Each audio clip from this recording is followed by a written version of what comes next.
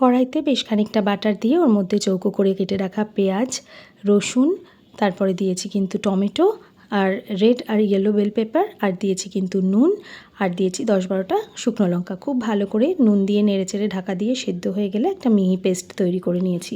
তারপরে কিন্তু ওর মধ্যে দিয়ে দিয়েছি রোস্টেড ধনে বাটা, 3-4 চামচ মতন পেরি পেরি মশলা, গোলমরিচের গুঁড়ো, কাশ্মীরি লঙ্কার গুঁড়ো, আর দিয়েছি অরিগানো।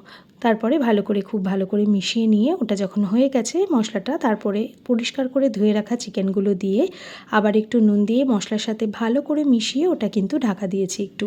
তারপর চিকেনটা যখন পুরোটা হয়ে যাবে, চিকেনটা গ্রেভি থেকে কিন্তু আলাদা করে নেব। আলাদা করে নিয়ে আরেকটা পাত্রের মধ্যে দিয়ে দেব কিন্তু একটু বাটার, ওর মধ্যে দিয়ে দেব রসুন কুচি আর পেঁয়াজ কুচি।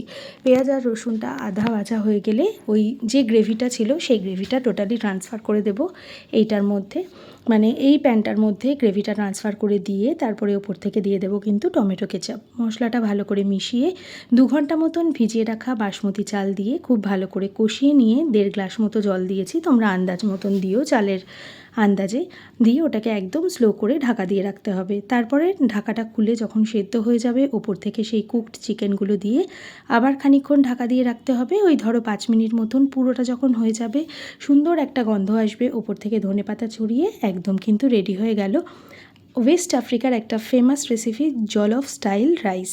এটা কিন্তু পুরো ওয়ার্ল্ডে ভীষণ ফেমাস, আর এটা ইন্ডিয়ান স্পাইস কিছু মানে ইন্ডিয়ান ফ্রেন্ডলি মানে প্যান্ট্রি ফ্রেন্ডলি স্পাইস এখানে ইউজ হয় বলে এটা কিন্তু আমরাও রান্না করে খেতে পারি। ভীষণ ভীষণ ট্যাঙ্গি টেস্টি একটা ডিশ। কেমন লাগলো জানিও, আর অবশ্যই ট্রাই করো।